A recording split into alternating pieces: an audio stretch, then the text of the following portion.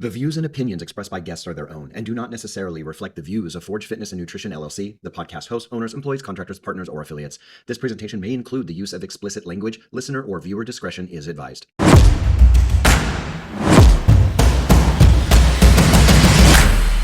Hello and welcome to the Forge Fitness, Nutrition, and Habit Podcast. I'm your host, Michael S. Parker. Thank you so much for joining us today. This is going to be a really interesting and fun episode because I know this person so well. I've had the pleasure of working directly with Christine Van Patten. She is an artist. She's a mentor to other artists. She's a mother, and she is just one amazing person who has really redefined herself. I mean, I hate to use the tagline of Forge, if you remake yourself, but that's what this girl has done. And I've watched her literally melt herself and rebuild over and over again to hone the person that she wants to be. She's somebody that I have the pleasure of seeing every single week for the last 5.5 years. And Christine, welcome to the Forge podcast. Thank you so much for having me. I'm very excited.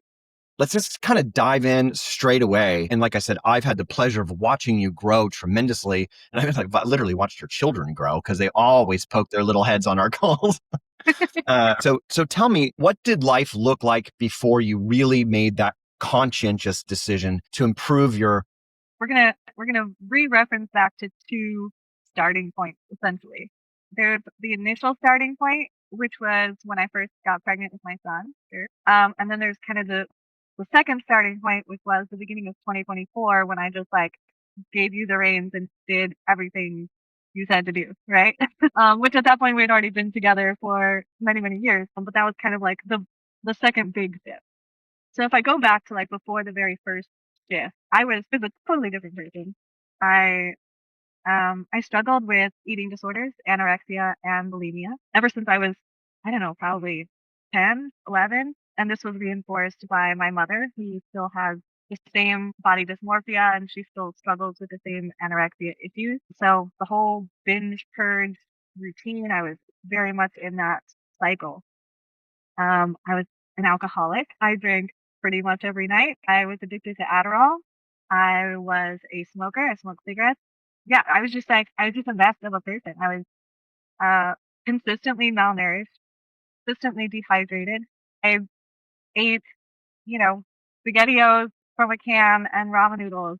It was terrible. It was really, really awful. And then I got pregnant. And it was one thing to kind of be mean to my own body, but it was a very different thing to know that I was hurting someone else. So that was kind of my first big shift. I was like, I can't do this. I can't live like this and have a baby, be a mother. That can't happen. I don't want to enforce the same things my mother did on me to my future kids. And I don't want to have these habits. I don't want to be this kind of person. But it kind of takes an outside force sometimes for you to admit that that's what you want, actually, because there's just this whole I don't know, glamorization, romanticization of your 20s where you're supposed to be out partying and enjoying life and being in college and being experimental, and that's supposed to be quote unquote how you are. But I was massively depressed. I hated myself. I wasn't going anywhere that I really wanted to go in life. So this was a big shift at that point. Obviously that's when I met my husband now, Kyle, who was essentially my first coach. He was my first life coach. And the first thing we had to tackle was eating disorders. The main thing, we just had to tackle that for pregnancy purposes. At that point, if the scale read triple digits, I was an emotional wreck. 100 pounds was crazy. 115 pounds, I was like a cow, that I thought. Which obviously is ridiculous. In hindsight, it's 2020. But at the time, that was my measure of beauty was the scale has to be under 100. So the first thing that we worked on for overcoming eating disorders was just accept that you're going to be fat. Just accept that part. You're pregnant. You're going to gain weight. You're going to get fat. And that is not the purpose of your living right now. Your life does not revolve around looking beautiful. Your life revolves around growing a baby. That's the big thing. So I started eating a lot more food. Kyle would make me bacon and egg and cheese bagels with Swiss cheese and spinach and all this stuff. And he would just he would go through the works to make me these elaborate meals. He would make me crap. He would make me steak dinners, like anything I even wanted or could potentially want. He would make sure it happened so that I just kept eating. And obviously, this was like better food than the canned crap I was eating before. I mean, it was still not necessarily healthy. Like it was drenched in butter and all of that, but that wasn't the point. The point was just eat food and don't throw it up. That was the point, which was a big first hurdle. And I think one of the really big tidbits of advice that I have for other people a lot of times is like find someone that you trust to give the reins to. At that point, that was Kyle. I was like, okay, I'm going to put him in charge of my food, and he is going to cook for me, and he is going to make sure that I don't throw up, and he is going to like track all the food I'm intaking for the day and make sure that I'm at least like basics of nutrition are met. Which I guess I should mention my husband is a paramedic, so he's not unfamiliar with the body's needs.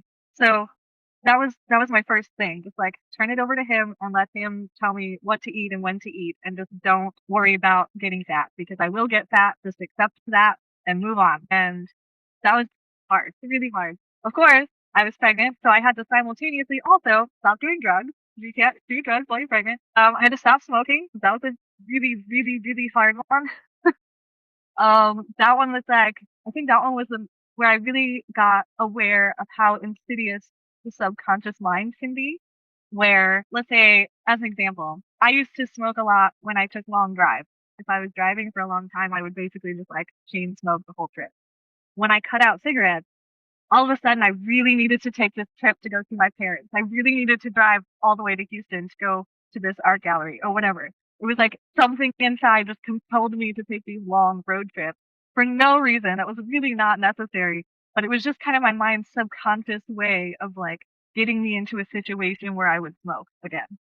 I think for a lot of people, that's like, oh, your friends go out to bars, or like all of a sudden there's all these events where like people are smoking, and that's just your typical social scene. And so you get drawn back to those habits or those environments where it's an acceptable thing. So that was just really hard because it's one thing when you can see it, when you can see your enemy, it's one thing. When it's like inside of you and you're just battling your own brain, so much harder, I think. I don't know how else to put that. But yeah, so pregnancy was like the first big shift where I just had to shed all of these negative habits. Like I said, my mom also struggles with eating disorders. My dad struggles with alcoholism, which my mom ended up kind of falling into that same pattern or routine with him just because I guess that just happens when you live with someone long enough. And so these were things, along with other things that are kind of like less direct, like they're very argumentative. They yell at each other all the time. You know, it's a very like combative sort of relationship dynamic. And that was something that my now husband did not want as part of our relationship. And so there was all these other things that I was also trying to overcome at the same time of like, okay, be considerate, watch my tone, don't, you know, don't explode. That's not a healthy way of handling this. So it's a lot, like all at one time, it's kind of a lot. But we were systematically working through all of these things that I wanted to be different about myself. And a lot of those things just by necessity of pregnancy really had to come first. But the other things were still on the list and we were still working on them as we went along. After I had my son, it was not very long later when I had my daughter, it was about a year and a half later. And I was still struggling with malnutrition. In fact, we almost lost her at the end because I had an aneurysm in my umbilical cord and they were monitoring it. I was there every week. They were talking about potentially an emergency C-section and all this stuff. And I was really scared. But thankfully, everything was okay. We had a good delivery and everything, but I still struggled with breastfeeding, obviously, because I was malnourished and dehydrated. Like I wasn't producing milk like I should have been. And there's so much self identity tied to motherhood, especially right after you give birth. Like, this is what you have dedicated your entire life to for the last 9 months. And it has become like basically your sole purpose in life. And then now the baby's here and you're supposed to do all of these things, right? Like you're supposed to have this instant love connection. You're supposed to breastfeed. You're supposed to do all these things. And that's even outside of like the social conditioning of like all the things mothers should do or should be. you should hold down a full-time job and be a full-time mother and, like all these things. You're not, if you stay at home and be a housewife, then you're like, not a feminist or something. And if you go and you try to make money and, you're paying for daycares, well, then you're an absent mother and you're not there to help grow your kids. It's like a lose-lose situation, no matter what you do. But not being able to breastfeed as much as I wanted to was soul crushing. And with my daughter, I didn't have that like instant love connection. The first couple of weeks, I was just like, I don't know, you're this weird thing that's like now on the outside. But I didn't have that like I did with my son. She wanted my husband to hold her all the time. She did not want me to hold her. I wasn't producing milk like I wanted to. And so I went into this really bad postpartum depression. And when that comes up, like all the same bad habits come back, right? All the alcoholism, the eating disorders, all that stuff just comes back as a coping mechanism, I guess. But it's a really hard time. So, so yeah, just to say that sometimes you feel like you get over a certain thing, but it's just not gone. Like it's always a journey. Always have to come back to it, reaffirm, redirect, keep your goals and your focuses in mind, and remind yourself why you made that choice in the first place. I don't know if I really answered your question. Everything that you were going through is it's natural to have challenges. Yours were just exacerbated by certain conditions. I've spoken to you at length about the challenges that your mother posed in the way that she approached raising you. That was very Sure. difficult for you. And there was that sense of loneliness. You felt like it was Christine against the world. And I know that to you, being a mother, it's like the apex. And you've told me the story about when Juniper was born, and it was not the same when Kirk was born. You had a disassociation, and you had to really go through that, and then that instigated a reversion to bad habit. I will say is that Kyle is the most involved spouse that I've ever seen in 25 years. I've never had a client whose spouse was as involved as he is. And he's clearly passionate about helping you. And Kyle's really good at doing something specific that you need, which is that he'll never let you drown, but he'll let the water get to your chin. Yes. And he'll be like, you have to fight. You have to contribute to your own personal development. And I think that it was somewhere after when Juniper was born, that's when I think you and I got connected, right? Because Yeah. So yeah. she was pretty young. So At what? that point, so it was like at that point, we weren't really going to have any more kids. We were just kind of done with that part. And the next thing on the checklist of things Christy wanted to change about herself was, I think, what a lot of people think when they first get into fitness programs, which is, okay, now I want to be hot, but I don't know how to do that. And so I tried a couple things. I tried doing I was always a very fit person when I was a kid. I was in lots of different sports. I did gymnastics competitively. I did yoga a lot. I was a pole dancer. So there was a lot of things that I was very athletic about in my youth. And I brought a lot of the knowledge of body mechanics to my workouts, but did that kind of on my own for a little bit where I was just kind of finding things online to follow and trying to do that. But I wasn't really getting good results out of that. So I was like, I need a more structured program, I think. So I bought there was like, I don't know, like a thing from that really fit guy on Instagram. It was like, I don't know, Vamps or something like that. But I signed up for his thing and I did that for like 2 months. And I was like, this is stupid. I'm still not getting anywhere. I don't like the first day was like way more than I could possibly do. I was just killing myself trying to even get through the first day. So I had no motivation to keep going, but I tried and just failed. And I was like, okay, this isn't working. And I was kind of at my capacity with like what I knew to do. And so Kyle and I talked about it, and he was like, well, why don't we look into getting you a trainer, someone who can listen to what you need and where you're at and kind of take you from there. And I was like, that seems like a good idea. So I hired some teen college girl at the gym, and she, I don't know, played volleyball professionally or something. So I was like, okay, well, she's hot. Maybe she can make me hot. But I did that for a couple of months and I realized like she has no idea what any of these things do. She's just telling me to do them. Which is not super helpful because I didn't feel like there was a goal, like there wasn't any direction. It was just like busy work. It was just stuff to do to be active, which I guess is better than nothing, but it really wasn't satisfying what I needed out of like from an emotional standpoint, but also from a physical standpoint. Like I needed someone who could give me a direction and a path and like go to a place. And she was not fulfilling that. So we kept looking around and all the other training services we looked at, it was just like seemed so shallow and so surface level and so like validating. Like, oh, it's okay. You just come as you are and everyone is great and like everyone's beautiful. All body types are beautiful and like all this stuff. And I was like, no, I No, they need aren't. someone who's just going to call me out of my shit and tell me what I need to do and take me somewhere. Where is the guy who knows that? There's got to be somebody. You can't just all be college girls with OnlyFans accounts. Like, there has to be someone who knows something. So that's when my husband found you. And at that point, I was kind of like frustrated. I was feeling like this was just going to be another one of the same type of things. I had talked to several other training people, and I was like, this is another thing like that. And we had our first consultation call, and I got out of that call, and I was like, babe, this is it. This is different. He's great. I love him. I was like, I actually feel like he knows what the fuck he's talking about. We're gonna have a plan. He knows how to take me from where I'm at to where I'm going. He's familiar with like all the struggles I currently have. And he sees the light at the end of the tunnel. He sees how to take me from here to here. And that's what I need. So we signed up and we started doing our calls I think we started with every 2 weeks with our first interaction, maybe. Don't remember. It's a half a decade ago, but I, Feels I, like think, that. I feel like I've seen you every single week for over 5 years. It could be, yeah. I could look. Yeah. I think we switched. It might not be at first, but we did switch every 2 weeks. And then I realized like I didn't have the accountability if we weren't meeting every week. So then we went back to every week. Maybe. Yeah. Yeah.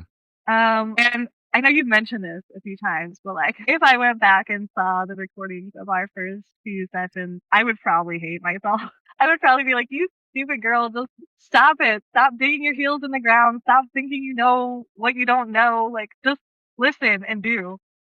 But I didn't. That's not how I handled it. And life, things came up, situations changed, routines changed. My kids started getting older. My daughter at that point was like a toddler and running around like a chicken with her head cut off, trying to kill herself every 5 seconds. So, I I was just remember. like chasing him around. I was trying to learn to sculpt digitally, which was a shift from my previous career path.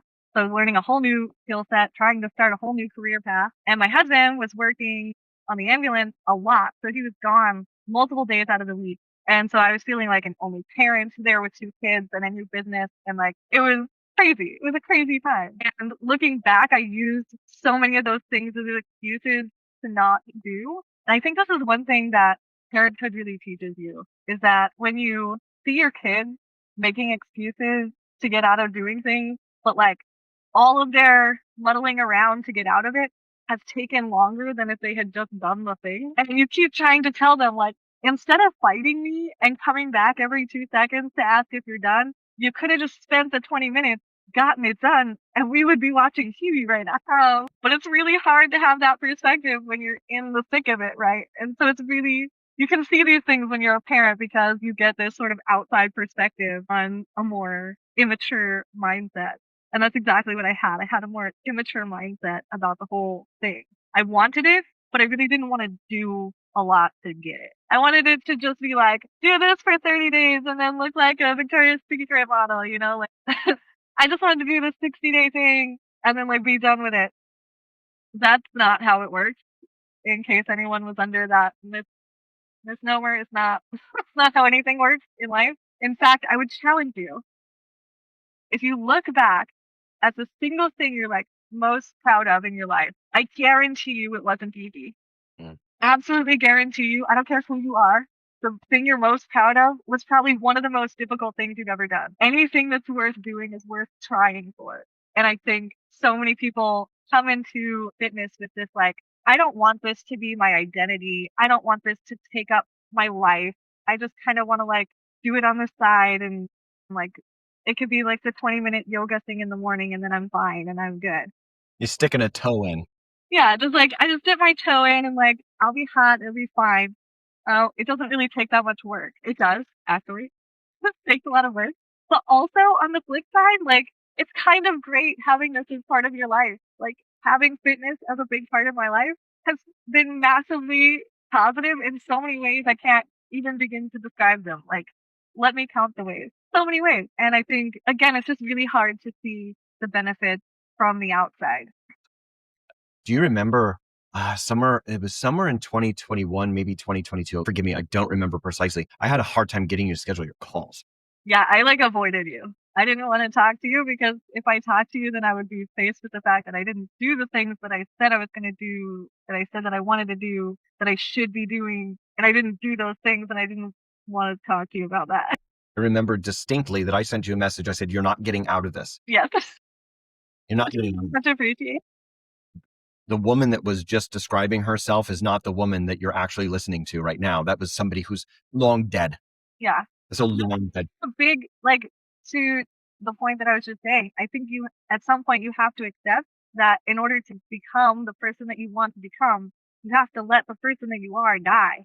Blooming out is another bigger, beautiful butterfly. The point that I was going to make was that you were positively reinforced. I think Kyle was very helpful in that regard, right? There's no doubt about that. He's quite influential, and it's refreshing. Frankly, I wish that more spouses were as supportive as he is. I would say that when I'm dealing with an individual, it's disconcerting how often their spouses sabotage because the spouse doesn't want to do the work.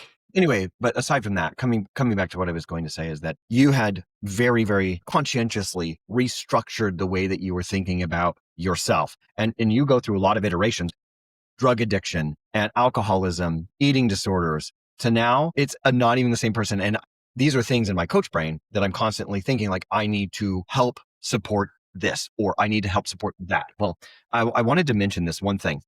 You had finally gotten to the point where you weren't dodging me. You started rebooking your appointments, and that was great. And then I think it was somewhere around early 2022 where I finally just said, we're going to have a standing appointment.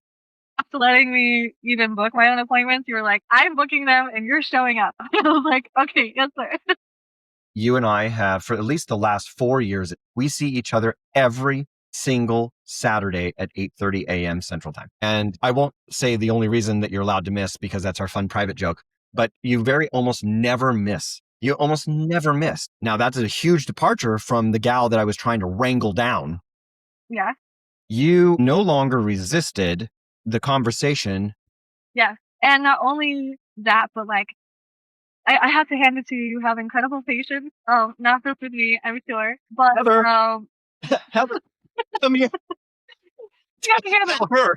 You're incredibly patient, but you're incredibly knowledgeable. And I felt like for a couple of years there, if we're following the timeline, so then I spent a couple of years working out at home. I didn't have a gym or anything like that. Right. It's all body weight and bands. Yeah. Yeah, so I had some dumbbells, I had some bands, and I incorporated those things as we started doing more like body mechanics and stuff like that.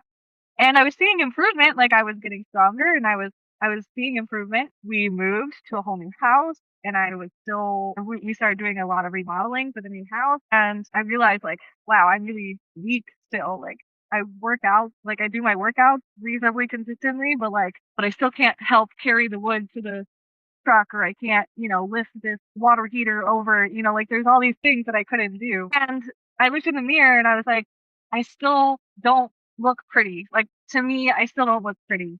I don't like my body. I'm still unhappy with it. Why am I putting in this effort? And I to not have the goal, to not be there. Mhm. And so that's when we really had the conversation where I was like, okay, you know how body dysmorphia goes and how eating disorders go mentally. And in the back of my brain, for all those years, I kept thinking, what if you try and you still hate yourself?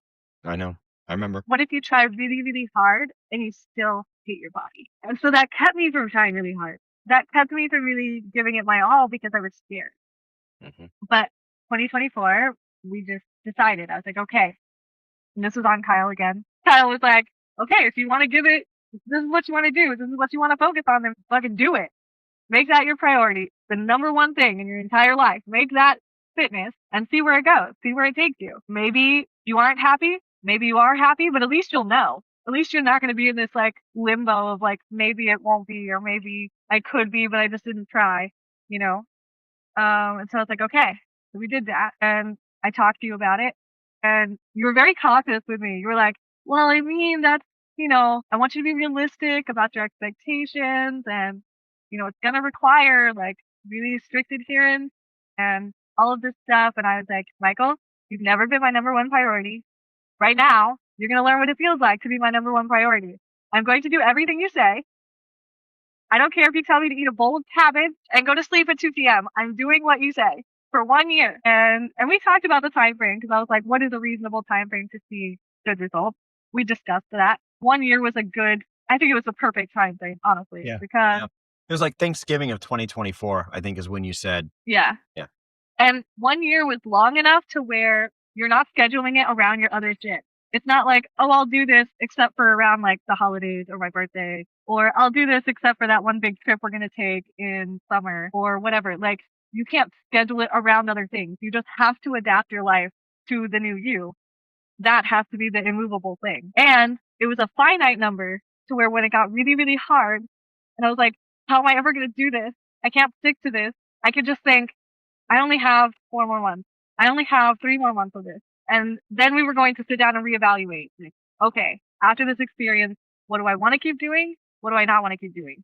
But I had to know what 100% looked like in order to get a scale of what that even was. So yeah, that was like, and that, as you know, I cut out alcohol, no sugar, no processed food, no, no drinks, no nothing. It was water and food that was grown that way. That's it. That's all I had for a year. And I put everything I had into my workout. You had me on varying schedules, sometimes 5 days a week, sometimes 6 days a week, just whatever we needed to do for that particular cycle. But we did that for a whole year. And let me tell you, people are so supportive at the beginning when you're like, oh, I'm going to do this thing and I'm just going to give it my all and I'm going to see how it goes. And people are like, that's great. I'm so happy for you. You deserve this. Go. And then about 6 months in, when you actually have like really good results and you're like thriving at it, people get a lot less supportive. Then they're like, well, I mean, you can have just this one cookie, right? Like, well, it's your birthday. You're not going to have cake. Well,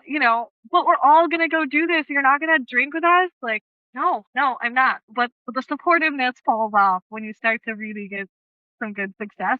Is- Except of course, my better half, who never fails to support me ever. And he told me at the beginning, he was like, I'm not doing 100%. He was like, I will eat the same food as you, but if I want a Coke, I'm going to drink a Coke. If I want a whiskey, I'm going to have a whiskey. And I was like, okay, that's fine. So we did that. And the first 6 weeks was hell on earth. Hell. Sugar withdrawal, the addiction of sugar withdrawal Mm-hmm. is way worse than anything I've overcome my entire life. Worse than cigarettes, worse than drugs, worse than alcoholism, worse than any of that shit. Sugar was the absolute worst withdrawal symptom I've ever had. My hormones were all over the place. I was an absolute monster to live with. Kyle's over here nodding. Yeah. I honestly, I had like so much brain fog. Like, I had no idea what I was even doing on any given day. I was just all over the place mentally. I couldn't focus on anything. It was hell. But I will say this. That first day, January 1st, when I went in the gym, because I got a gym membership, Yeah. and I went into the gym and I did my first workout and I looked around at all the other people in the gym and I was like, these people don't know yet, but I'm a gym girl. They can't see it yet, but they're all going to be my regulars before long. 6 months from now, they're going to know everything about me and my name, my kids. Like, we're going to be friends. They just don't even know. And that's happened. That's exactly what happened. Yeah. As a matter of fact, how many times you and I have actually had calls while you're in the gym? Like, for those of you who don't know, I do live form checks. All Forge coaches do live form checks with clients whenever we can or whenever a client wants to.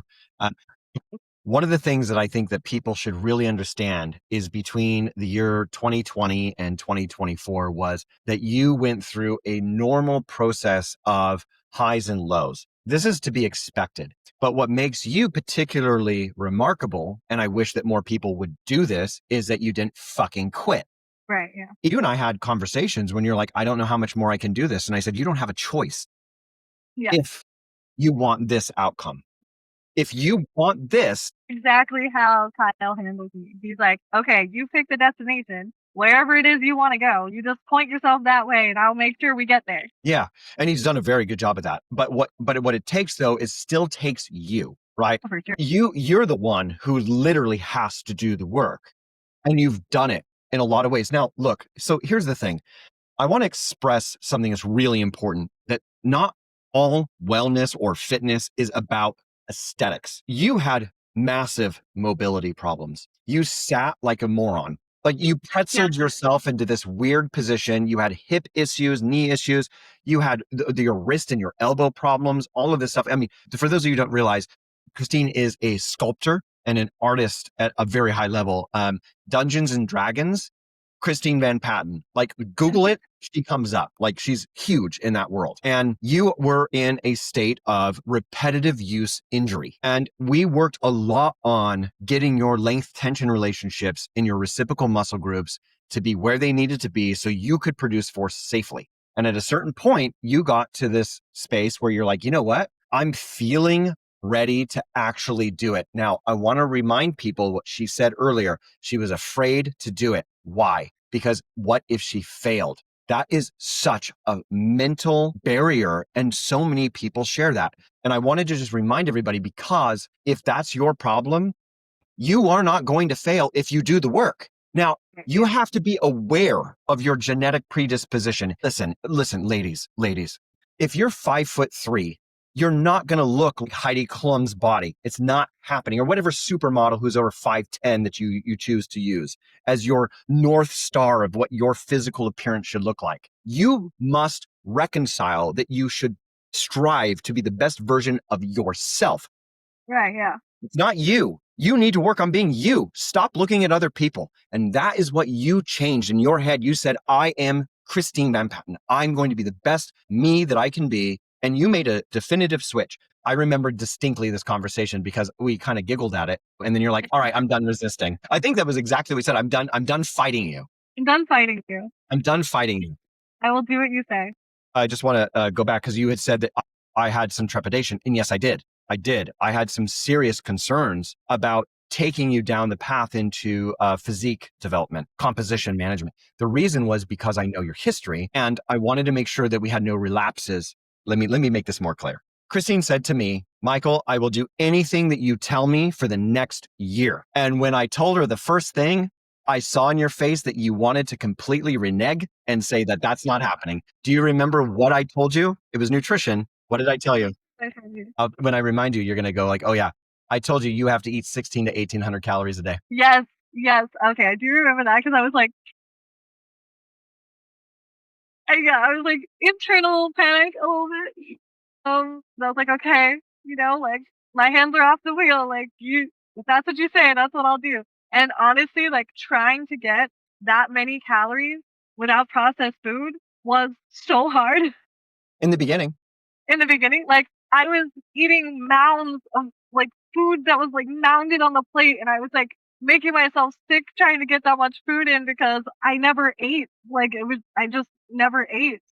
That's so many vegetables. 2 cups of vegetables. I had an entire bowl. And that was minimum. And that was just the minimum. Yeah, I was like, I don't know how I could do this. I'm literally getting sick. I'm so stuffed. And it was that point when I started realizing, like, wait a minute. It's not that people eat too much food.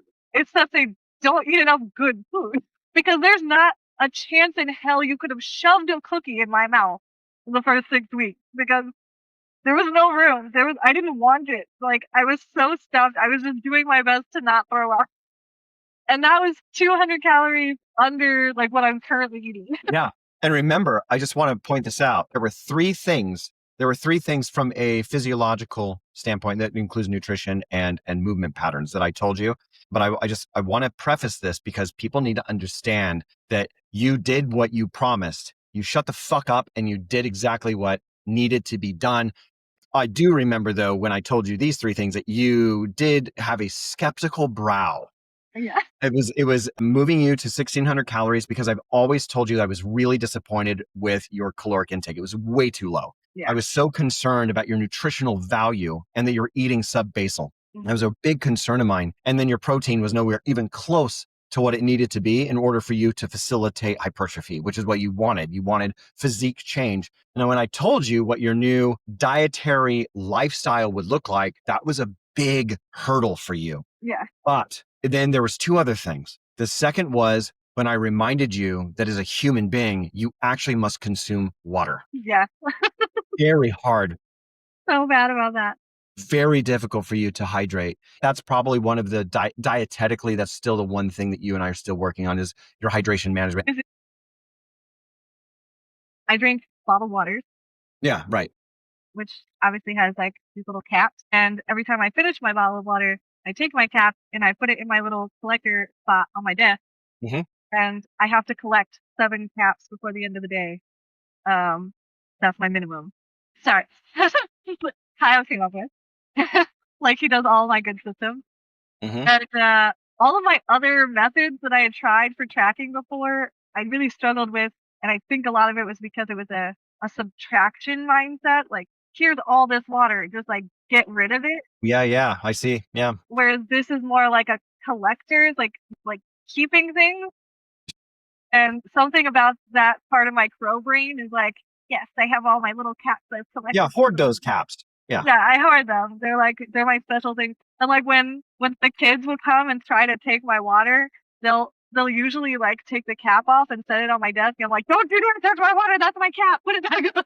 I get like very protective of my cap. Yeah. Well, because you have a system that works. Now, I'm going to shamelessly plug in my book, The 90-Day Habit Transformation.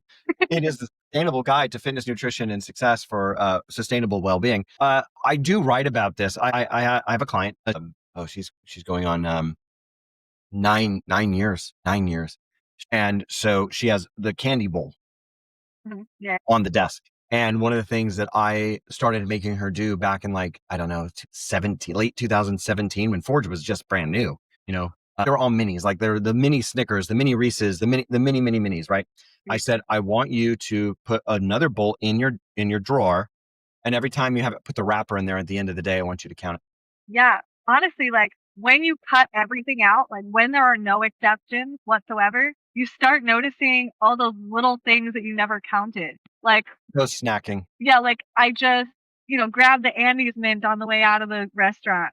Or, oh, the kids had things on the table and I just grabbed some when I was walking by. Like that sort of thing. I had no idea how much I actually did that until I cut everything out. And then I was like, Right. I've Yes. had to stop myself 5 times today. I had no idea I did this that much. It's the power of conscious response. So I was going to mention though, the three things as we just discussed, it was your nutritional quality, it was your hydration, and then it was you cutting added sugar. Those three things are independently extraordinarily difficult to do. You did them all at once. I also completely restructured my sleep schedule where I was getting at least 8 hours of sleep, Mhm. which required me to cut things out of my life. Like I had a weekly commitment to Gaming. my Warcraft group, which was like a big part of my social time. And I was like, sorry guys, like not this year. We'll talk about it next year. Yeah. But yeah, so sleeping, which really required some re-management. But yeah, it was really hard. Those first months, it's like really hard.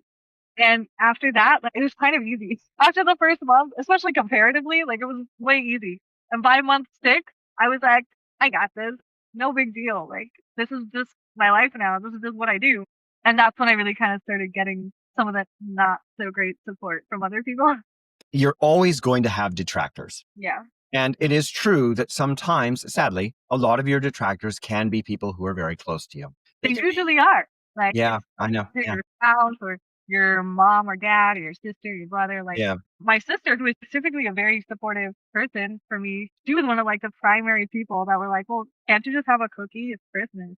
Yeah, I remember. Yeah. Like she would bring me special treats that she bought at like some fancy place and bring them to me. And I'm like, I can't eat this.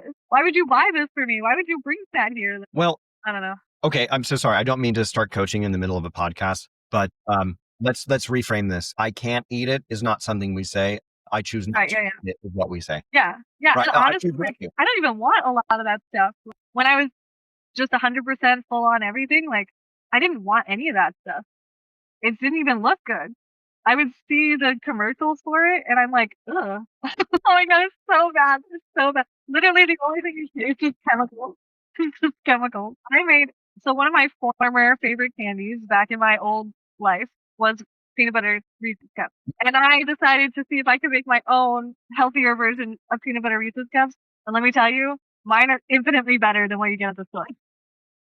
For me, it's so difficult. I find my palate is so adversarial to sugar now that even the mildest, sweetest thing. And there's one thing I did want to say though that I didn't touch on about sort of the difficulty in the beginning was that there's there was like also a massive learning curve for just like what should I eat. There's conflicting information. No one on the internet agrees on anything. You're like, how many calories is salmon? That should be pretty easy. Apparently not. Like the internet will tell you 5 different things and they're all completely wildly different. That was really frustrating. The other part was so yeah, just like finding any sort of reliable nutritional information, very difficult. Do you remember what I told you when you told me this? What did I tell you? Yeah, you sent me to a website that was like USDA. Oh no, you're talking about the calorie thing. Yeah. Okay, no, there was two things that happened. This is a long time ago, so I'm Yeah, making you recall. But you're right. Yes, I did. absolutely. It sent you to the USDA has done the chemical analysis of the energy, the kilocalorie output of most foods, like the primary foods. They've run them through simulations and they have all the data on that. No, that was one thing. The second thing that I told you was that as long as you're going with whole foods, the calories are not necessarily as important as the nutrition as it relates to you. Yes. You're It just just, sounds like such a difficult thing to I like know follow it is. because I was like, but I need to know how many I need to count them and I need to like put it in the app and I need to know for sure. And Sure. like, you're right. You were right, obviously. But like it was But very remember, we talked forward. about that. We had discussed that it was important for you to become an intuitive eater, Right, not yeah. an obsessive eater. Yeah. And But I think that there's like I think there's one thing that I will say has been such a benefit from tracking my food, which was that where when I don't track, as you know, I default back to under eating, yes, you do. back You do. to nutrition. Yeah. And so for me, thing is less about being obsessive and punishing myself for not meeting a certain goal or something. It's much more about like, just making sure that I'm meeting my requirements, my bare minimum. I'm making sure that I'm healthy. I'm checking in with myself to keep myself on track for my goals, which is a very different thing than obsessive eating.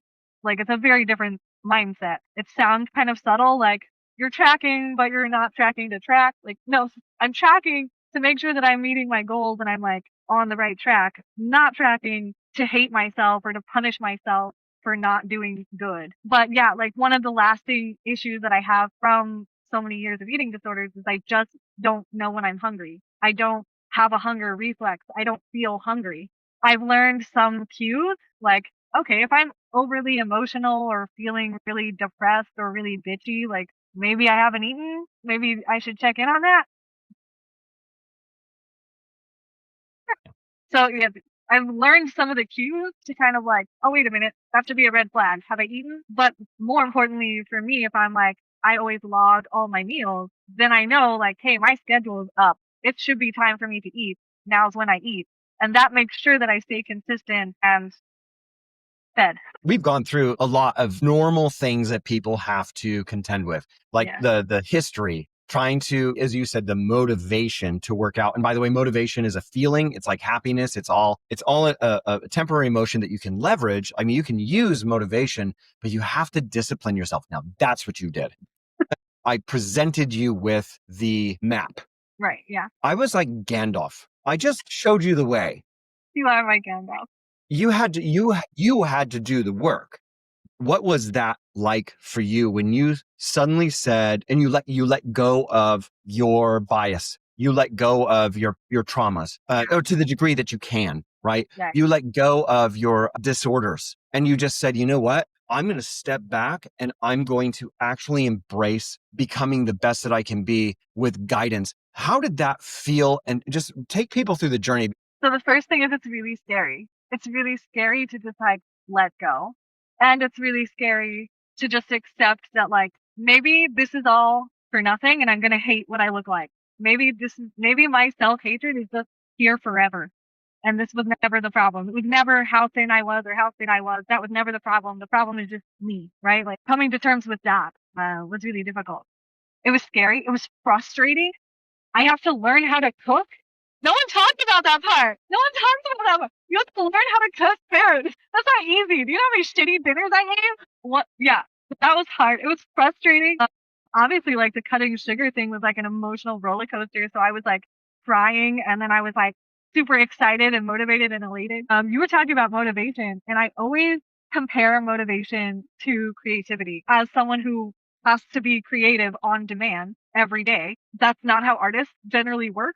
Like we are predisposed to like create when the muses are calling to us and then go dormant until the next time we are so enlightened with their vision. But that's not how professional art functions. You have to pick up the phone and meet your deadlines and be productive every day.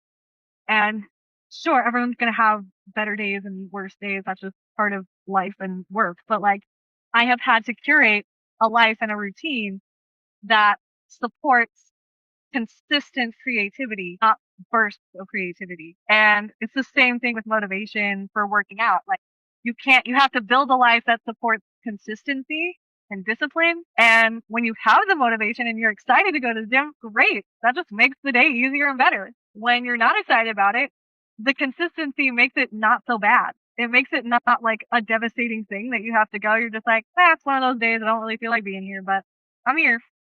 And then you move on. Like the lows are a lot less low, but the highs are equally as high, if that makes sense. It does. Yeah. So yeah, I always conflate a motivation with creativity because I feel like at least people in my circles that I know are much more familiar with like the ups and downs of creative influx. And I don't think people correlate those two things as much as they should because you can get over artist block. I've done it. I have to do it semi regularly. And you can get over lack of motivation to work out. This isn't rocket science. It's not that difficult. You just have to be consistent and disciplined.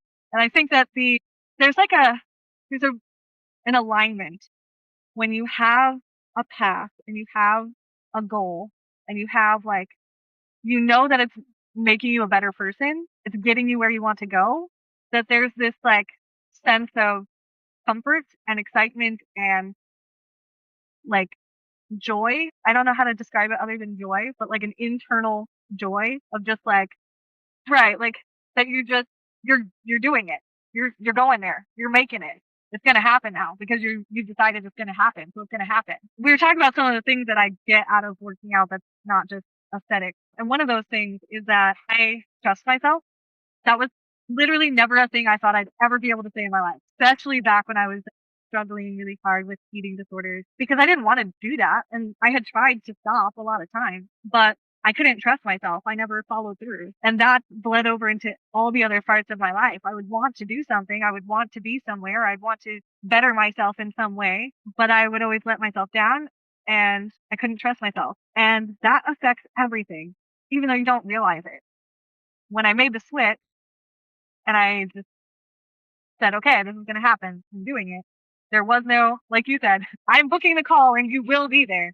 I did that to myself. I was like, okay, you made the commitment and you will do it every day.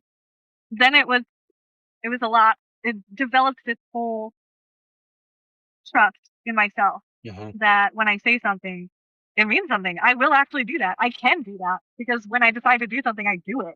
The success of that was so impactful. That's a breakthrough moment. Yeah, absolutely. Aside from this very, very powerful usage of understanding motivation, transforming it into discipline, and being ready to accept the positive consequences of your actions towards your physical well-being, what other breakthrough moment did you have that just is really stand out for you? I mean, by about month 6 or 7, I was actually happy with my body for the first time in my entire life. First time ever. And that's not even the best that I got. That's not even the best that I looked like. At 6 or 7 months, I was like, I can actually like myself. I can actually enjoy my body. That's a thing. That's amazing. Some of the awesome side effects have been capability. Like I said, we've been remodeling house. We built an entire house for my stepson, and I was the one on top of the rafters, hauling boards up there, nailing them in. Like, I'm the one hauling stuff out, and knowing that I could do that. And it wasn't even hard anymore because of the consistency of my workouts, the weights that I've been moving for so long. Like, these things aren't even difficult or challenges, but I never could have done them before. And now I've remodeled my kitchen. I've built an extension on my house. My stepson has a whole new house because I can do things. We would not have been able to do it without me. And I'm just one of several people working on it, but we would not have been able to do the same things without me. That's big. So your focus on becoming fit directly translated into your capacity to produce in the real world outside of your physical body. Yeah, for sure. Visual aesthetics. Yeah. And I think the things about longevity, about, not running out of breath when I'm playing with my kids, about sitting in the swing set without digging into my hips, about not getting diabetes when I'm 35. Like, all of these things are great. They're awesome, but they're not why I did it. It was never like the initial motivating factor was, ooh, I just want to be healthier and not get diabetes. Like, no one really commits to working out preventatively for old age. No, they don't. They do it because they want to look hot. We can all accept that. But it does come with all those other really positive side effects that you don't appreciate until you're on the other side of it, just how much you actually wanted that. Is that frustrating? Now I would go back and do it for those reasons. Right. Yeah, of course. Back then. But like you said earlier, hindsight being 2020. This is the thing that has always troubled me, that people will literally allow themselves to perish. They will let themselves die before they fucking work out. Yeah. And they don't understand the translations between their aesthetics and their capacity. I never write your workouts solely for an aesthetic outcome. You have to do your mobility. We have to make sure your joints are open. We have to make sure that you have a high level of core stabilization. Right now, we're going to be doing a big shift. We're going to be working on pelvic floor, and we're going to be working on your core because you're looking now to have another child. These are things that are very, very specific and intentional. Being deliberate about your fitness isn't a luxury. It's a fucking requirement. If you want to operate at your optimal capacity as a person, you must sacrifice. And what are you sacrificing? Netflix, scrolling Instagram, watching some dumb shit on Disney Plus? What are you sacrificing your body for? What are you doing? Like, look, and I know that you love your World of Warcraft and you have your raiding parties and you guys go out and you just conquer villages. I like that. But you can do it in conjunction with being fit. You don't have to sacrifice the vessel of your soul for short-term gratification, for instant dopamine hits. This year, I decided I didn't want to be 100% anymore, but I wanted to hover around like 80, 85%. And the gray areas are the hardest part. Deciding to be like somewhere in the middle is so much harder to navigate than just on or off. For now. Right. Yeah. But I mean, like, if you're just now starting out or thinking about starting out on fitness, trying to like just get a little better is so much harder than just cut it all out. I see what you're saying. Yeah. Oh, that there's merit to that for a lot of people. So in your case, you told me, I will give you 100% for X amount of time. Could you please tell people what happened to you when you gave 100%? You actually did everything precisely. I completely transformed my body. Yeah. It transformed everything. I actually liked myself and I enjoyed what I looked like. I was more confident, not just aesthetically, but I was just more confident in everything. I felt like I could tackle any project that came up. I actually got a deal going with Felicia Day where I did miniatures for her 3D website, and I sculpted all of her characters from the guild. And that's like, those kinds of projects are very intimidating, like being a celebrity thing and being very exposed online and having these very consistent deadlines to meet her things on top of my other commitments. But I wasn't scared. Like, this was the kind of thing that I would have self-sabotaged because I was scared of failing before. And I didn't. I got to welcome it with open arms and be like, yes, I'm excited. Let's do it. I got this. Because there's just so much more confidence in me, in my capability to do what I want to do, to meet the goals I want to meet. Do you believe that it is possible for you now, being at 80% of effort, to Yeah, maintain that? for sure. Yeah, very easily. And I periodically go back to 100% if I feel like, well, this is another thing I feel like that doesn't get addressed, that should get addressed. Self punishment. People talk about it in like a really negative way, especially when you're talking about eating disorders, right? Because a lot of it is like self punishment for perceived wrong. And here's the thing, self punishment can be good. It is a tool that you should use to correct bad behavior that you want to correct. But don't let it be tricky and punish yourself with the thing you actually wanted to do. Make sure that the punishment actually fixes the problem. It actually addresses the problem. As an example, I used to punish myself for like not getting enough sculpting time in by not eating lunch. Well, that's not really a punishment because I kind of didn't want to eat anyway.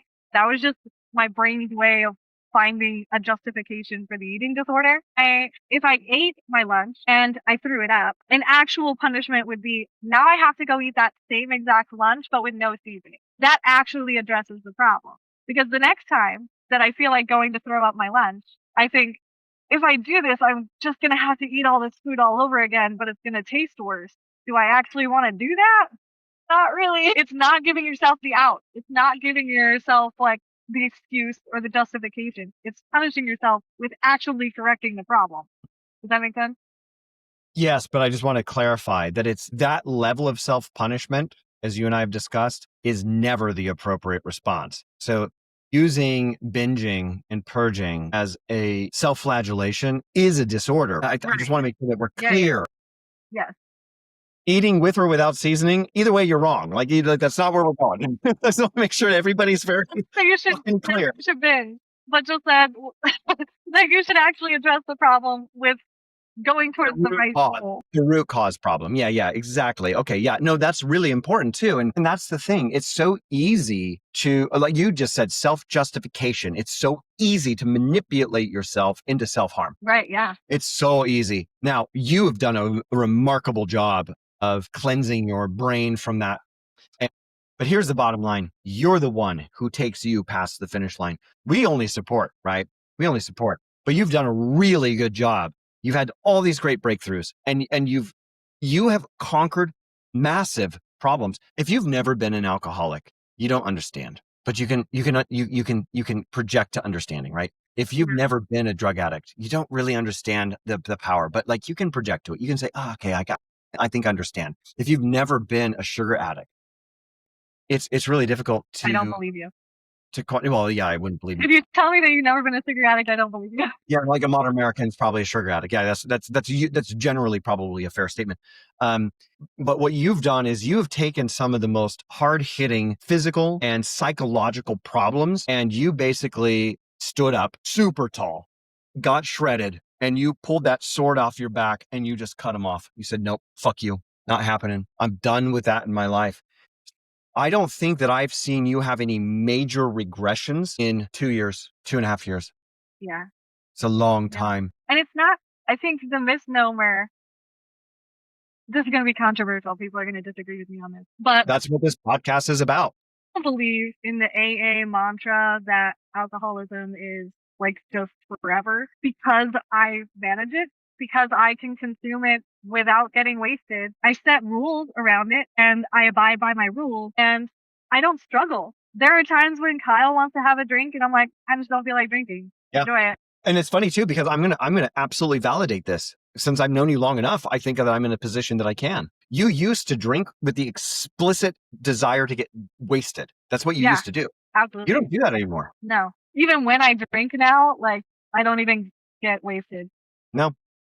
You tell me, like, because we go through it every week. Yeah, exactly. Like you would know if I did. But yeah, it's not even a desire that I have much. Like I still do maybe, I don't know, once every few months I'll drink a little more than I should. I say should, but like I accept like, hey, tonight I'm gonna get wasted and I drink as much as I tell myself I drink.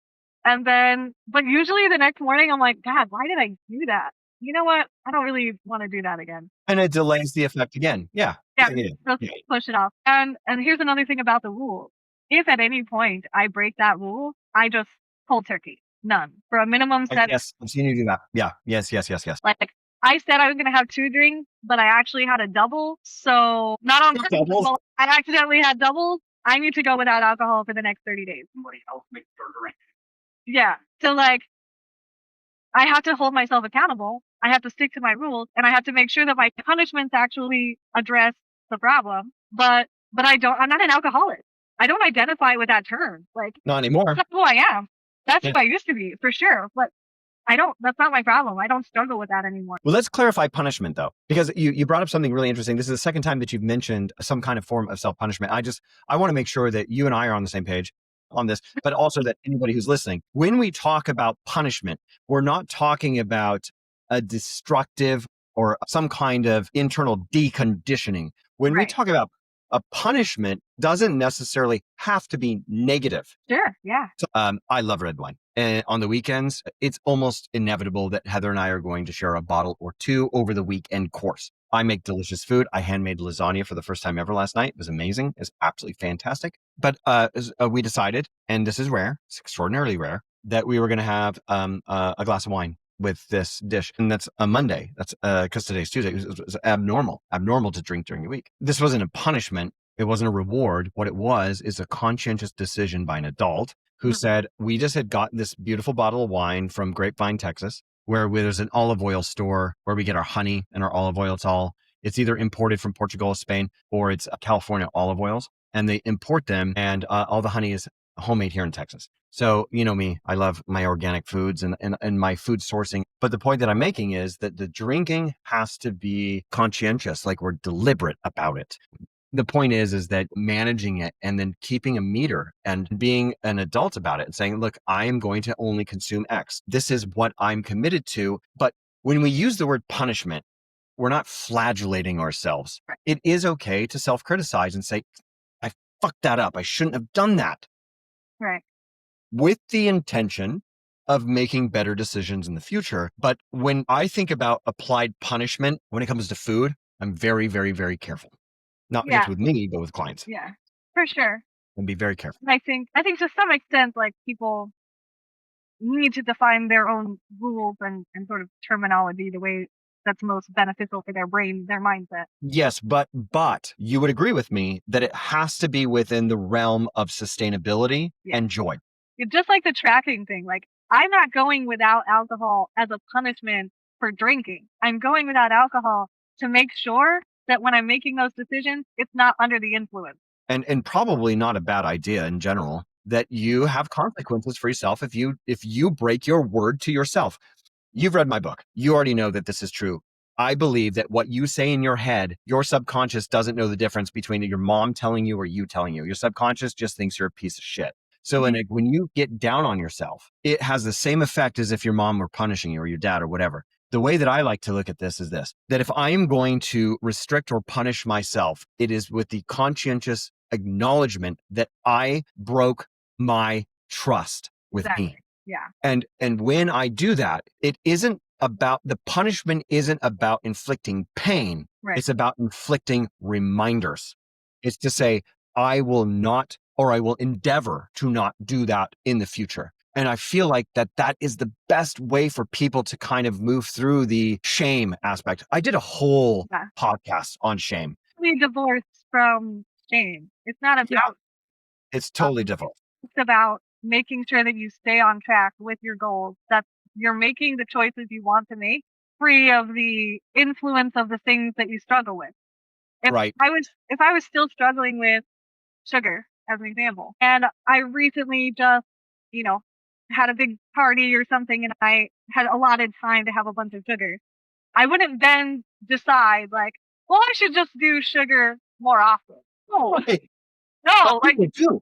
No. I think that's your point, is that what happens is that when people break the seal, they're like, fuck it, I already messed up and I'm just going to keep going. I really like your analogy, and this is really appropriate for, the time of year we're in right now as the holidays come up and all this. I think it was maybe 2 years ago, we were talking about this around this time, and you were saying like, how many Christmas parties do you have? 5, 6?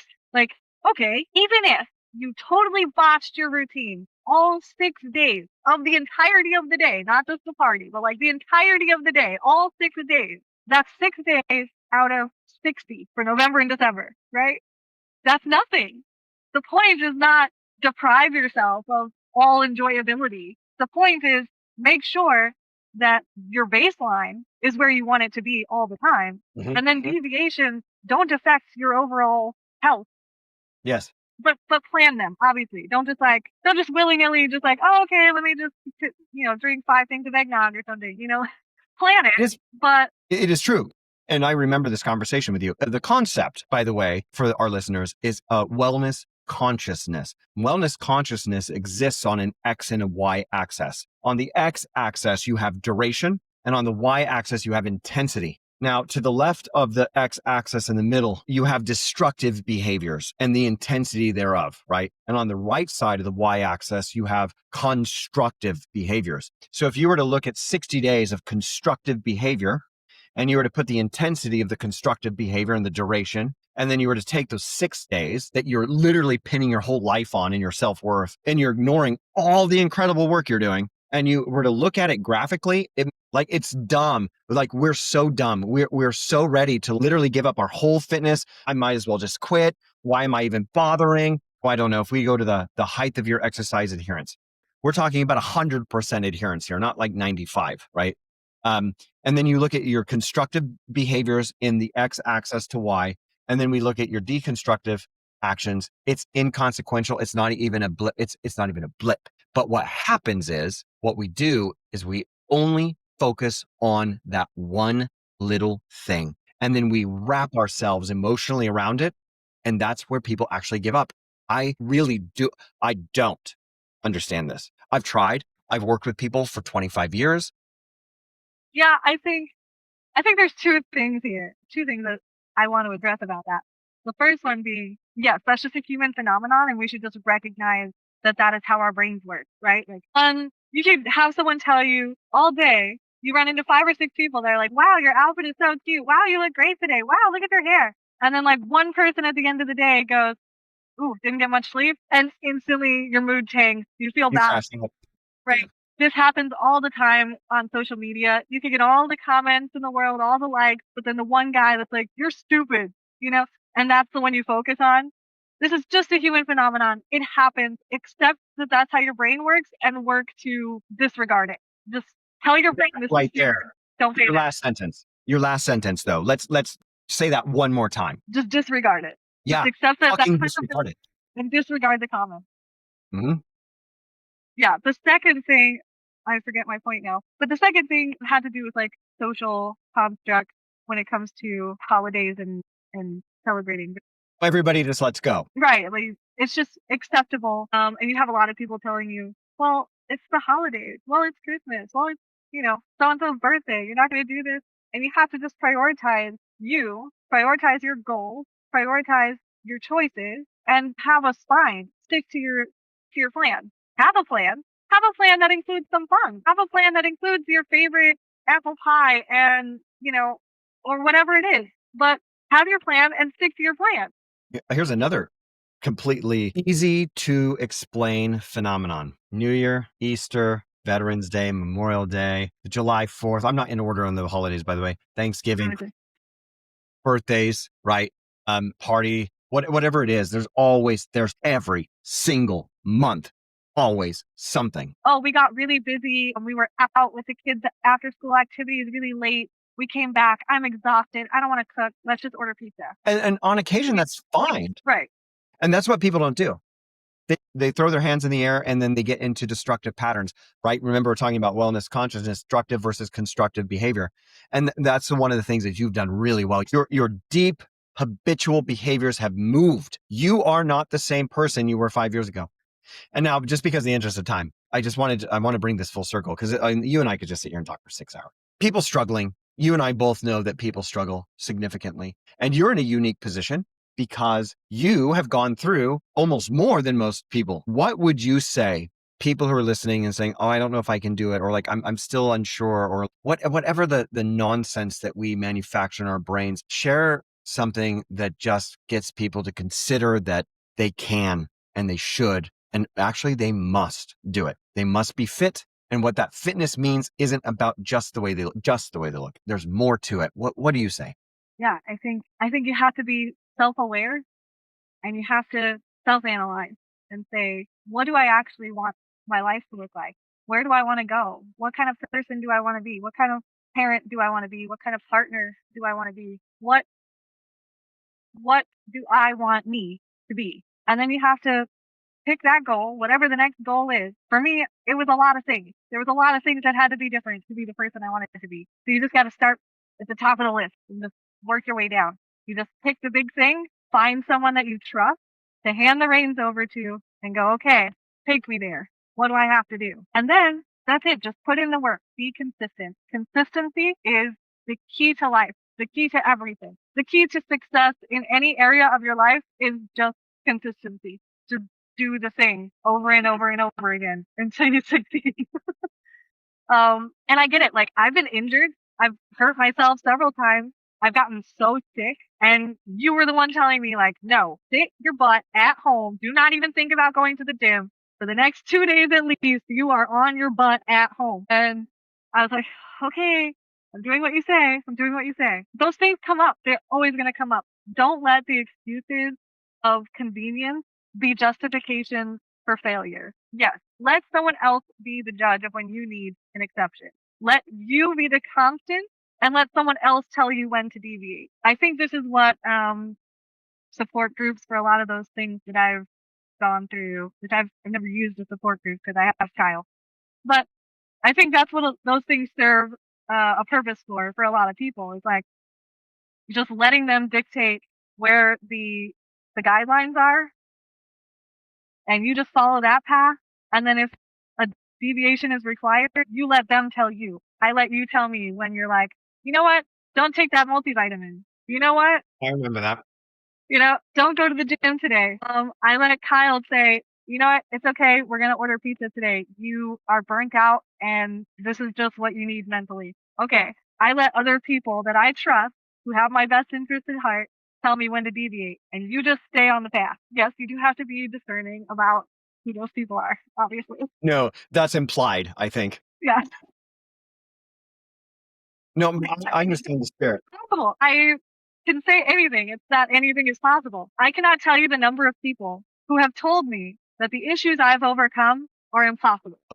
How do you react to that? What are your exact feelings on that? I'll tell you exactly what goes through my head when people tell me that. Please do. It is the black and white reel of Walt Disney going, doing the impossible is really fun. Because it is. Like, it's hard work, but literally everything we're doing is hard work.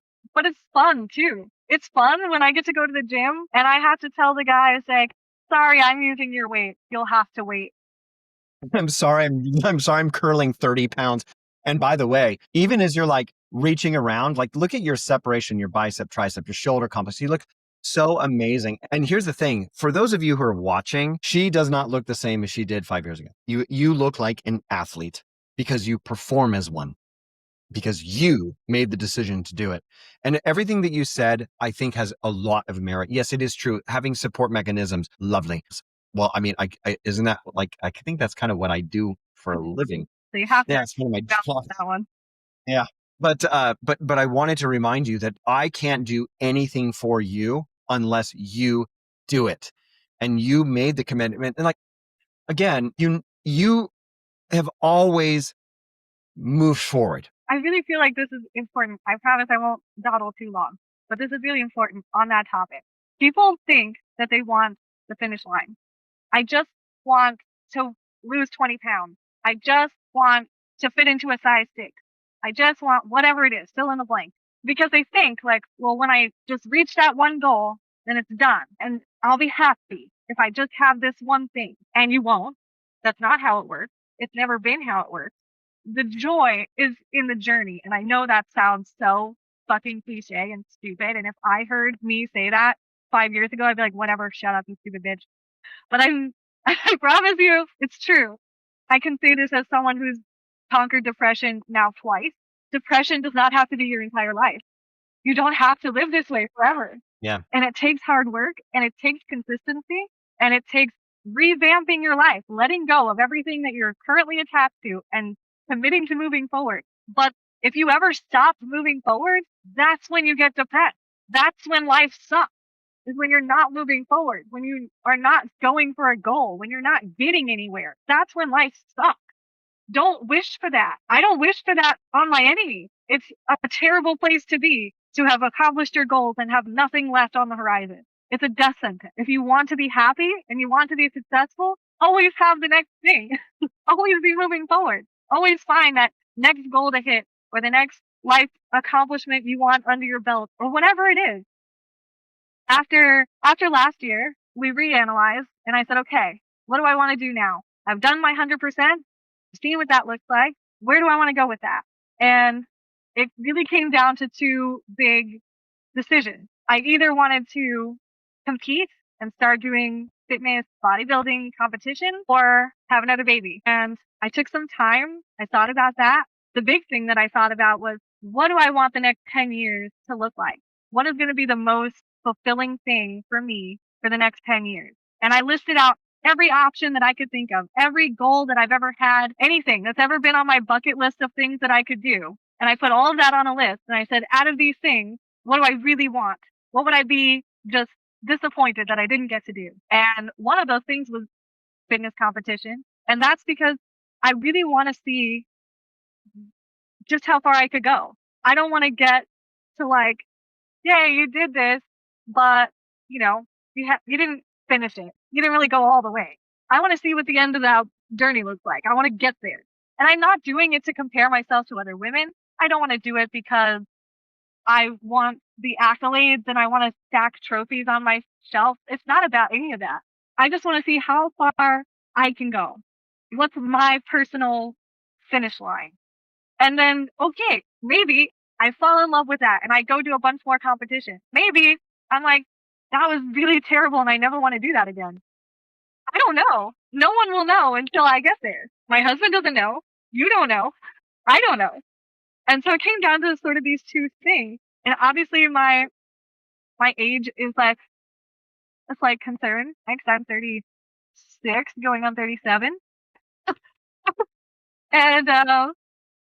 And so there's like risk factors with getting pregnant. And my husband is significantly older than me, so there's risk factors that go along with that. But being a mom is just the best part of my life. It's the most fulfilling thing I've ever done. It's the most meaningful thing I've ever put myself and devoted myself to. And if I could do that one more time, I think it would be the most fulfilling thing I could do 20 years of my life. Mm-hmm. But my husband says, maybe 2 more times. No. And so we had our chat, like, okay, I feel like I'm at a crossroads. I feel like it's either A or B. And you were like, I don't know what you're talking about. You can have your cake and eat it too. You can You do can both. go have a baby and then we can train for competition and we can get ready for that the whole time. And you can have all the things that you want in life. And there's nothing more exciting, more motivating, if that's the word you want to use, more aspirational than to just hear you can have anything you want in your life. All you have to do is just pick what it is, find someone who knows how to get you there, and put in the work. So that's my capstone. That's what I would say. You can have anything that you want in the world for the most part, as long as it's reasonable, if you're willing to put in the work. Yeah. Yeah. A lot of people have unrealistic expectations. These expectations are made worse by their timeframes for those expectations. And one of the things that you have certainly learned, and then you've even expressed here on this call, is that sometimes the time frame is the problem with your goal. It's not the goal. And if you want to be the fittest you've ever been, you can still do that in your 60s. Yeah. One of the girls that I follow on my Instagram, she's like in her 70s and she's still a bodybuilding competitor. And she's so inspiring to me. Like, I love seeing her pictures and seeing her new stage shots. And I'm just like, yes, you go, girl. That is precisely what you've done with yourself. You have reinvented yourself. You have ignored what most people would use as a crutch from their past. You've kicked that crutch out from yourself and you said, no, fuck that. You rise up and you work hard. You lift heavy. You lift well. You've done a remarkable job. Remember, I told you that we were going to do figure competing light. So from about, was it January 2025 Oh, then we stopped with the heavy stuff in August of 2025, right? So it wasn't even a whole year. Yeah, yeah. You got lean as fuck. You got so lean that I backed you off. Yeah. Yeah. I actually that was a big revelation too for me from an eating disorder perspective, was that I got so lean, I didn't like it anymore. That's another thing I thought I'd never say, that I was too skinny. I didn't think that, but when I got that lean, I looked in the mirror and I was like, actually, I kind of like myself with about 5 more pounds. Just a little bit more. Just a little bit more. And the thing is that, and because I immediately agreed with you, I said, hey, listen, I think we need to dial it back just a bit, because you weren't going to be going on stage. Now, like, we could have continued if you're going to go on stage, and we had an end goal for that. But I was more concerned about, I didn't want to antagonize any reoccurrence of past mindsets. And you handled it really well. When I told you, I said, well, I think we're done. I think we need to stop. Let's reevaluate and allow you to come to some kind of homeostasis. And you've done a great job with that. With you. Like, you were totally right. We were on the same page already. And Yeah. the big thing is, like, the scale is a lie, guys. The scale is a lie. The first month, I gained 7 pounds and I lost 8 inches around my waist. It's not about the scale. It's about the body composition. It's about what you look like. It's about where the muscle is, how it's distributed. That is what you're looking for. So just put the scale away. I banned myself from the scale for a while because it had such a strong emotional impact on me. But I was doing monthly check-ins last year just to, like, keep track of my progress for I remember. a percent year. And it didn't take many months before I was like, this is stupid. I don't even care about Weight kept going up. like, my weight's going up and I look better than ever. Like, every single month I was like, I still look way better, and the scale says I'm at 137. Like, okay, I guess 137 is hot then. That was the mentality. Like, you were getting veins in your shoulders, Yeah. but you were gaining weight. And I said it tongue in cheek. I said, I told you so. Yeah, you did.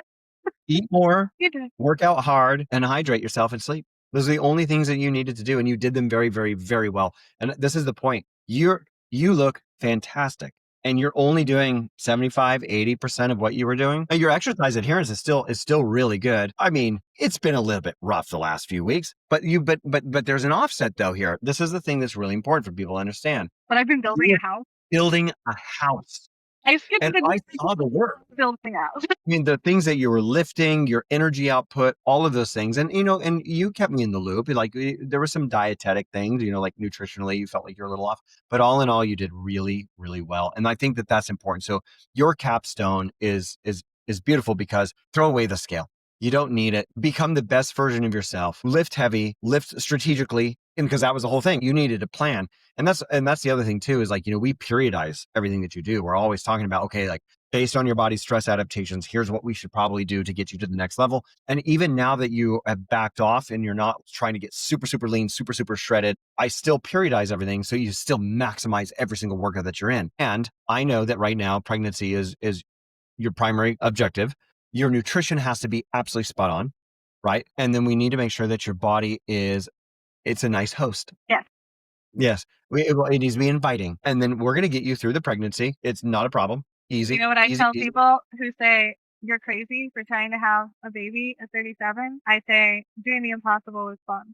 People are always going to shit on you. Yeah. Everybody's always going to tell you, you can't do it. You can't do this. You can't do that. I find that to be one of the most disgusting human traits. Non-criminal, disgusting human traits is that people are always looking to cut you off at your knees. I just don't fucking understand that. Makes no sense. I'm telling you right now, you're going to do it both. You are going to have a beautiful baby during the time that you're pregnant, up until there's two factors. One is, I understand that getting into the third trimester, we have to be very careful about load and intercostal pressure.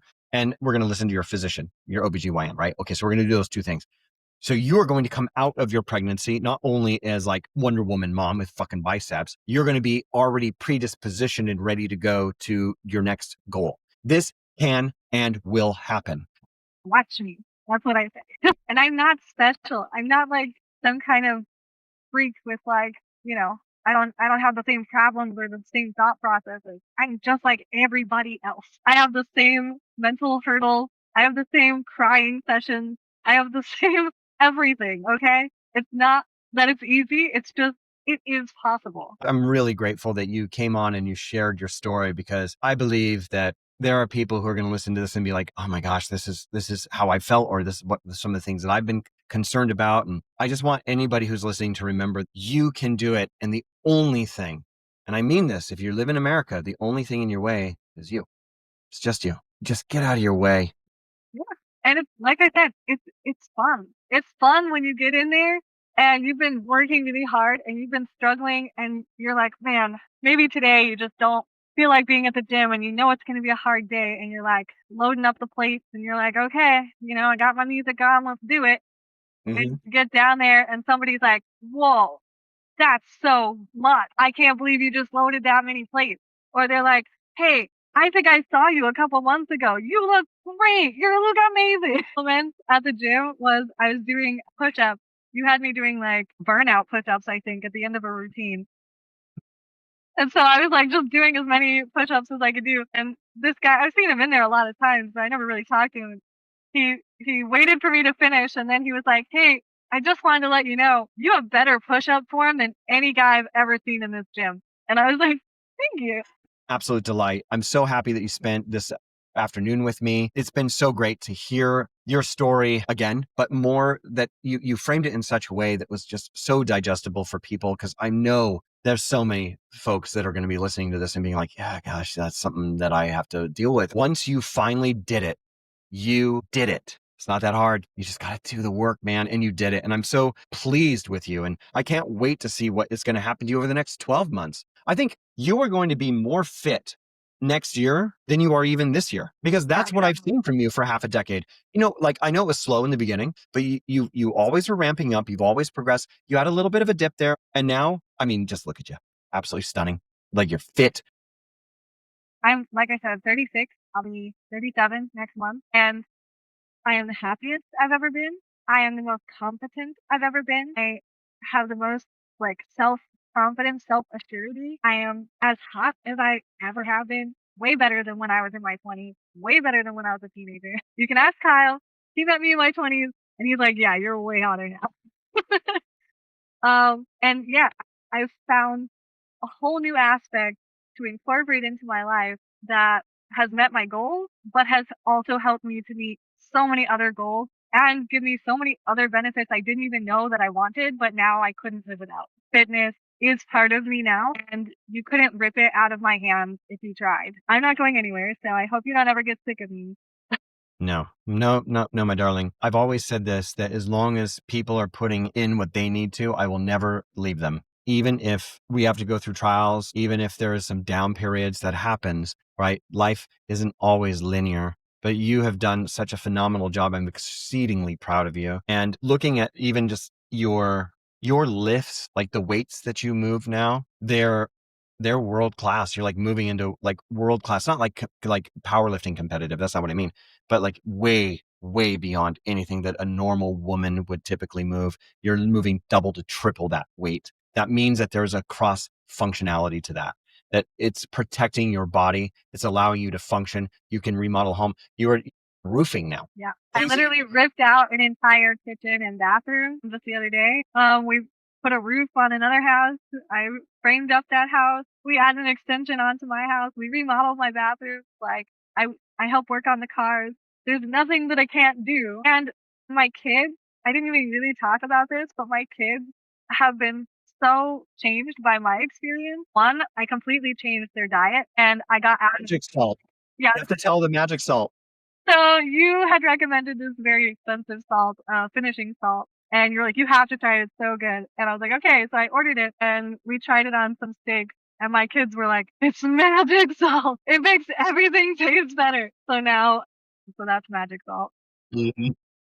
But my daughter wants to lift weights. She like tries to get my dumbbells out. They're active. I changed their diet from head to toe. We have to get out of this mindset of like the adults can have the good stuff and we'll just leave the trashy sugar stuff for the kids. I can tell you, when I'm trying to build my body, I absolutely need all the clean food. They are building their bodies every single day and they need the clean food, maybe even more than I do, but they need it. And yeah, like the sugar cereals, all this crap that they go to school, they get horrible school lunches and there's parties, all the candies and all the stuff. Like, just stop. Kids don't need that. What they need is the nutrients, the actual tools to build the bodies that they're trying to build the minds that they're trying to build. Without the resources, they can't do it. And I think that's an incredibly valuable lesson that I didn't even process that I needed to learn until last year. Parents should heed this. This is one of the things that I had mentioned was going to be a unintended positive consequence of you changing your diet, was that your children were going to inevitably benefit. Yeah. You've done a great job, Christine. I'm really proud of you. Absolutely proud of you. All right, my dear, I'll let you go. Do your thing. I will see you Saturday. I'm going to Bryan Adams on Thursday, so I'm excited about that. He's going to be here in Dallas, so I'm going to go see that concert. But I will be home Friday, and then I'll see you on Saturday. And then we'll tighten things up and keep you progressing as always. Good. Thank you so much for spending this time with me.